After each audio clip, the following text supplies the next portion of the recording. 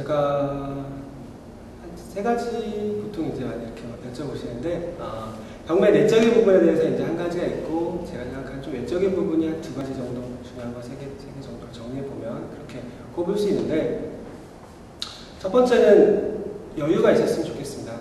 어떤 의미냐면, 금전적인 여유 그런 것을 떠나서, 부동산 투자라는 것이 그렇고요. 특히 경매라는 것은, 자기 소요되는 시간이 적지가 않습니다. 예를 들어서 주식은 오늘 사면 지금 사는 순간부터 내가 잘 샀다 못 샀다 올랐다 떨어진다 이 부분이 눈에 바로 보이죠. 그래서 어찌 보면 조금 성질이 급한 분들한테는 더 맞다고 생각할 수도 있는데, 경매라는 것은 내가 좋은 부동산 투자 대상을 발견을 하면 그 대상에 대해서 조사를 하는 시간도 필요하고요. 오늘 가서 조사를 했다고 또 내일 입찰할 수도 없어요. 정해진 입찰 기일까지 또 기다려야 되고요. 그 다음에 기다렸다가 가슴 졸이고 입찰을 했는데 뭐 기분 좋게 낙찰 될 수도 있지만 또 떨어질 수도 있고요. 떨어지면 또 다른 좋은 물건을 찾아서 또 한 달, 두 달, 뭐 그 이상의 시간이 또 소요되기도 합니다. 그리고 또 낙찰이 됐다고 해서 바로 제가 뭐 오늘 잔금을 내고 내가 주인이 되고 싶어요 라고 생각을 해도 그게 또 안 됩니다. 잔금 치를 때까지 또 한 달 이상의 시간이 소요되고요. 또 계신 분이 또 협의를 해서 원만하게 내보내는 명도라는 과정이 있는데, 그 과정도 오늘 낙찰 받고 가서 이사 가주세요 한다고 그분이 바로 나가시는 게 아니기 때문에 또 그 부분에 대해서도 뭐 한 달, 두 달 이상의 시간이 필요합니다. 그래서 모든 과정이 뭐 내가 마음을 급하게 먹는다, 빨리 진행하고 싶다고 해서 금방금방 진행되는 게 아니라 중간중간 기다림의 시간이 계속 있어요. 그런데 내가 그걸 기다릴 수 있고, 아니면 뭐 내가 다른 몰두할 수 있는 부분이 있다고 하면 마음 편하게 기다리고 대처하고 응할 수 있는데, 만약에 내가 조급하였지만 여기에 대해서 여유가 없다고 하면 아무래도 여기서 좀 더 뭔가 단기간에 해결을 보려고 하고, 그러다 보면 잘못된 판단이나 잘못된 상황 발생, 잘못된 결과를 빚을 가능성이 좀 높아집니다. 그래서 다른 투자도 마찬가지겠지만 경매라는 것은 조금 더 자기 스스로 절제할 수 있는, 조절할 수 있는 그런 여유가 굉장히 중요하다고 생각을 하고요. 그리고 내적인 부분에 대해서 이제 한 가지를 보면, 두 번째는 이제 명도라는 과정이 있습니다. 그래서 경매라는 그런 분야에서만 이제 볼 수 있는 독특한 이제 뭐 케이스라고 볼 수도 있는데, 명도라는 것은 지금 내가 낙찰을 받고 그 부동산에 갔을 때 그 부동산에 현재 지금 뭐 거주하고 계시는, 아니면 살고 계시는, 점유하고 계시는 분과 협의를 통해서 이제 원만하게 이사를 나가도록 그렇게 돕는 과정을 명도라고 하는데, 사실은 이 부분은 경험도 필요하고 준비도 필요하고 그리고 공부도 필요합니다. 그리고 사람을 대하는 과정이, 그런 사람을 대하는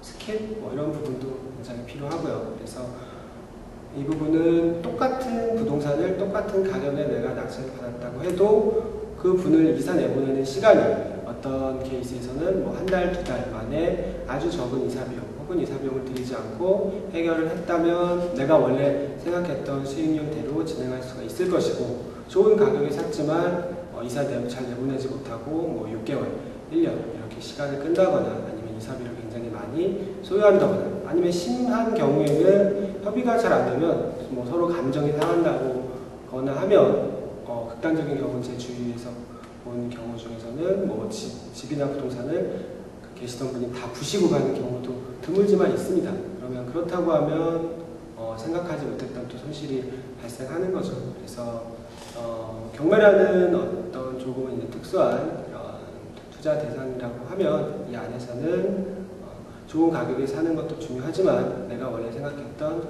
수익률을 확정하기 위해서 계신 분들을 원만하게 이사 내보내는 명도라는 부분에 대해서는 사전에 충분히 마음의 준비나 아니면 절차상의 준비나 공부 이런 부분을 하셔야 되고요.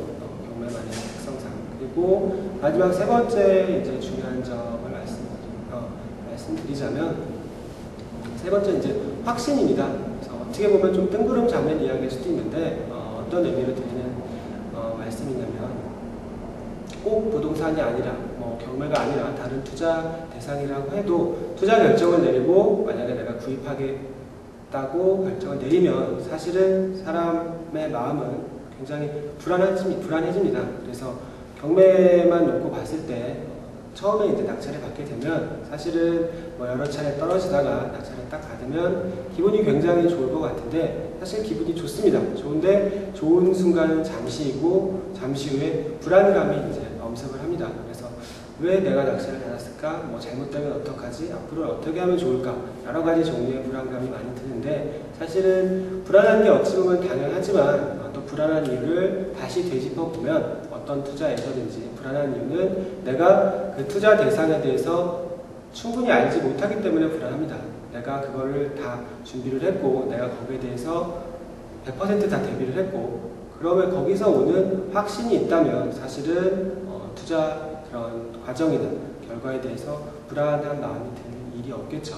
그래서 왜 이런 확신이 필요하냐면 내가 원래 처음에 기준 잡았던 잣대를 세웠던 그런 수익률이 있는데 이 부분을 내가 고수하고 맞추고 그리고 수익률을 확정짓기 위해서는 내가 흔들림 없이 이렇게 나아가야 될 필요가 있습니다. 그래서 다른 투자에서도 내가 만약에 어떤 A라는 주식을 10,000원에 샀는데 이게 갑자기 가격이 급격하게 내려가면 굉장히 불안해지죠. 그런데 그런 경우에도 똑같은 주식을 10,000원에 샀어도 내가 이 주식을 꼭 지금 당장 시세 차익 목적이 아니라 내가 10,000원짜리 주식을 샀는데 1년에 배당금이 1,000원씩 들어온다.